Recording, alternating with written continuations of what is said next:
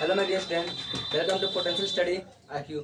हम क्लास 6, 7, 8 का साइंस मतलब लगातार चला रहे हैं, जो कि 6 का खत्म हो चुका है और 7 का हम लोग करा रहे हैं बाबू। इसमें जो हमारा पहला चैप्टर 7 क्लास का जल और जंगल, इसमें तुम्हारा फर्स्ट लेक्चर हो चुका है। ये तुम्हारा क्या है? सेकंड लेक्चर है, यानी पार्ट क्या है तुम्हारा? सेकंड है बाबू। अगर आपको फर्स्ट चैप्टर फर्स्ट लेसन मतलब लेक्चर नहीं देखे हैं तो आप क्या बोलते हैं, देख सकते हैं प्ले लिस्ट में जाकर। ठीक है बाबू, चलते हैं नेक्स्ट। यहाँ पे क्या बोल रहे हैं हम लोग, पिछले क्लास में पढ़े थे, देखिएगा।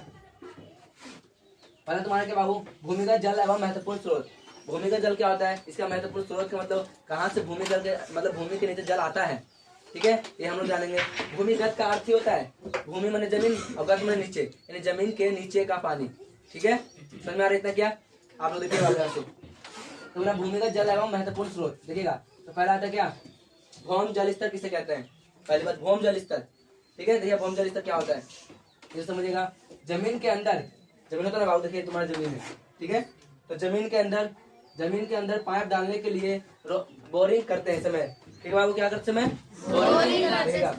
तो जमीन के अंदर पाइप डालने के लिए बोरिंग करते समय जिस गहराई पर चट्टानों अथवा मिट्टी के बीच सारे के सारे रिक्त स्थान पर जल भरा होता है, उसकी ऊपरी परत को क्या बोलते हैं हम लोग?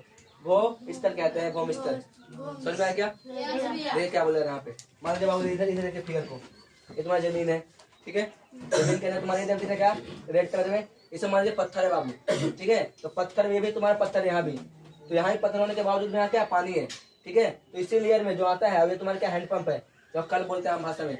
तो कल है जहाँ से पानी निकलता है यहाँ से। ठीक है, तो ये क्या है? ये तुम्हारा क्या भूमि स्तर है, जो यहाँ पे लिखे क्या? भौम जल है।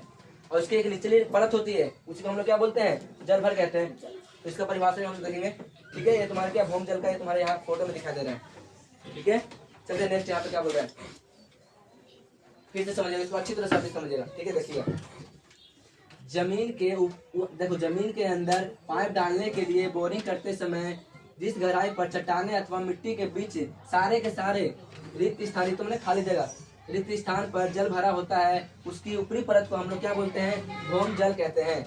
ठीक है, समझ में आया? नेक्स्ट देखते हैं हम लोग क्या बोल रहा है।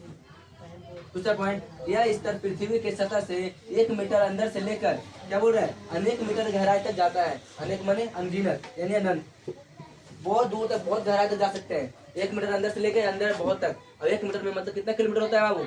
मतलब 1 मीटर में कितना फीट होता है?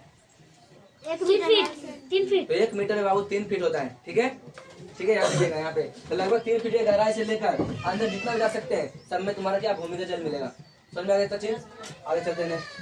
इस स्तर से नीचे पाए जाने वाले जल भौम जल कहलाते हैं। समझ क्या? रजिस्ट्रेशन नीचे होता है बाबू, उसे क्या बोलते हैं हम लोग? भौम जल। तब इसका परिभाषा ही मिल गया था। ठीक है, आगे देखते हैं। ये तो भौम स्तर है तुम्हारे, क्या कहलाता है? भौम जल कहलाता है। इस लेयर के नीचे रहेगा उसे क्या बोलेंगे हम लोग? भौम जल कहते हैं। ठीक है, आगे देखते हैं नेक्स्ट। नोट में क्या बाबू? नोट इसका पॉइंट है, कुछ देखिएगा। कुछ जगहों पर अधिक गहराई करने पर भी जल स्तर प्राप्त नहीं होता है। होता है जी, कहीं कहीं ऐसा जगह है जैसे पहाड़ी इलाका हो गया, मैं कितना बोरिंग करते रहूं तो जल्दी से पानी नहीं मिलता है। लेकिन कुछ जगह ऐसा होता है जहाँ तुरंत भर में किया पानी आ जाता है। लेकिन क्या बोल रहे हैं यहाँ पे देखिएगा, तथा कुछ जगह कम गहराई पर ही जल स्तर प्राप्त हो जाता है। मतलब क्या है कि कुछ जगह ऐसा होता है ना कि थोड़ा सा बोरिंग किया और तुम्हारा पानी का लेवल आ गया। अब कहीं कहीं नहीं आता है, बहुत बोरिंग करते रहो तो ये नहीं आता है। ठीक है, आगे चलते हैं नेक्स्ट। जैसे तुम्हारे क्या होता है, इसमें निकालते कैसे बाबू उसको पानी? इसे नलकूप के माध्यम से निकाला जाता है और हैंडपंप के माध्यम से निकाल सकते हैं। नलकूप मैंने समझते हो, डीजल होता है ना, तो घर खेतों में सिंचाई करते हैं, वो भी हो गया। चाहे हम लोग क्या बोलते हैं, वो मोटर बना के निकालते हैं ना पानी, वो हो गया एक तरह से। चाहे पीने के लिए यूज करें, चाहे घर के खेत के सिंचाई के लिए करते हैं। ठीक है, इसमें होता है। और हैंडपंप तो हम लोग जान करते हैं, घरों में यूज होता है, सबके घरों में रहता है, लगभग रहता है ना जी। पहले के जमाने में कुआं था, पर अब कुआं नहीं है, अब हैंडपंप है। हैंडपंप के बाद अब मोटर है। ठीक है, नलकूप जिसका कह सकते हैं हम लोग। आगे चलते हैं नेक्स्ट। अब जलभर किसे कहते हैं बाबू? जलभर, सोचिए नाम सुना चले जलभर। देखिएगा, ये पहले फोटो समझिए। ये आपको फोटो दिख रहा है क्या? ये तुम्हारा लेयर में बटा हुआ है। देखिए बाबू, तुम सबसे ऊपरी वाली परत है, उसके नीचे कुछ ईंट पत्थर होगा, तो उसके नीचे लेयर पानी का होगा, फिर उसके नीचे भी ईंट पत्थर होगा, तो उसके नीचे क्या? नीचे पानी का होगा। तो इस लेयर को, जो नीचे वाला लेयर है पानी का, उसी को हम लोग क्या बोलते हैं? जलभर कहते हैं। ठीक है, इसे परिभाषा कैसे डिफाइन किया गया है हम देखते हैं यहाँ पे। देखिएगा, भौम जल स्तर के नीचे, देखिए भौम जल दिख रहा है ये वाला, तो भौम जल स्तर के नीचे, नीचे नहीं आ रहे हैं, देखिएगा भौम जल स्तर के नीचे मृदा, मृदा मतलब मिट्टी, मृदा अथवा कठोर चट्टानों की परतों के बीच मिट्टी के या फिर कठोर चट्टान होता है ना, उसके परतों के बीच बीच संचित हो जाता है, संचित माने इकट्ठा हो जाता है, ठीक है, संचित हो जाता है। इस भंडारों को मतलब भंडार को क्या कहते हैं हम लोग, जल भर कहते हैं। समझ में आया क्या? अब लगातार इसे पढ़ते हैं। ये तुम्हारा भूमि जल के नीचे जो स्तर होता है ना लेयर, इसमें चट्टान होता है, मिट्टी होता है, इसके नीचे का जो पानी जगह रहता है ना, जगह जगह पे जमा रहता है, उसी को हम लोग क्या बोलते हैं, जल भर कहते हैं। समझ में आया क्या? आगे देखते हैं नेक्स्ट। इस जल को सामान्यतः नलकूप द्वारा निकाला जाता है। नलकूप माने वही नलकूप दिखाई दे रहा क्या, पाइप वाला नल, ठीक है। सामान्य हैंड क्या बोलते हैं, हैंडपंप के माध्यम से भी इसे निकाल सकते हैं, ठीक है, जिसे कल बोलते हैं आम भाषा में। देखिएगा ये आपको दिख रहा है क्या बाबू, ये वाला यही सा कल है, कल माने हैंडपंप है। ये तुम्हारे क्या नीचे दिख रहा है पाइप, तो पानी से निकाल रहे ऊपर की ओर। समझ में आ रहा क्या? इससे बोलते हैं। जब मान लीजिए ये वाला लेयर सूख जाएगा तो सूख जाएगा तो भाई पानी नहीं आ पाएगा ऊपर। समझ में आ रहा क्या? क्योंकि पाइप कहीं तक गया हुआ है, ठीक है ना। समझ में आया क्या? यहाँ पे क्या बोल रहा है देखिएगा, ये बोलो ना, देखना अंतर संयंत्र किसे कहते हैं, अंतर संयंत्र किसे कहा जाता है, ठीक है, तो समझिए अंतर संयंत्र किसे कहा जाता है। सबको ध्यान दीजिए इधर। वर्षा जल, वर्षा समझते हो ना, तो वर्षा हो क्या होता है, तो वर्षा जल नदियां, तालाबों, झीलों का मिट्टी से रिसकर भूमि के नीचे स्थान तथा दरारों को भर देता है। इस भूमि के अंदर जल के क्या बोलते हैं, इस आप को अंतर संयात कहते हैं। कहने का मतलब समझिए बाबू, कहीं कहीं आप जमीन देखिएगा ना तो दरार नियत रहेगा, क्या नियत रहेगा, दरार फटा रहेगा, तो दरार भर जाता है। कैसे भरता है आप बिल्कुल मतलब ऐसे समझिएगा, प्रैक्टिकल करके देखिएगा। वर्षा जल नदियां, तालाब, झीलों का मिट्टी, ये सब वर्षा जल होता है, तालाब और नदियां, झील सब मिट्टी लेके आता है।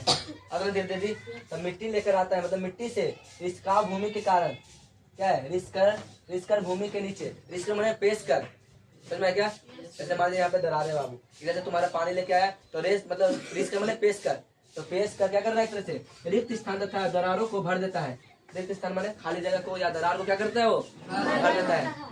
तो भरता इस भूमि के अंदर जल के सिराव को अंतर संयंत्र कहते हैं। जो ये भूमि होता है इसके अंदर पानी चला जाता है या भर जाता है, उसी को हम लोग क्या बोलते हैं, अंतर संयंत्र कहते हैं। समझना इतना चीज आपको फोटो के माध्यम से देखिएगा। इस प्रक्रिया द्वारा उपयोग किए जा चुके भूमि जल की पुनः परिपूर्ति हो जाती है। और दोबारा से क्या होता है, ऐसे हम लोग पानी निकाल दिया पानी के अंदर से, फिर वर्षा हुई, फिर अंदर गया, फिर तुम्हारा लेयर भर गया।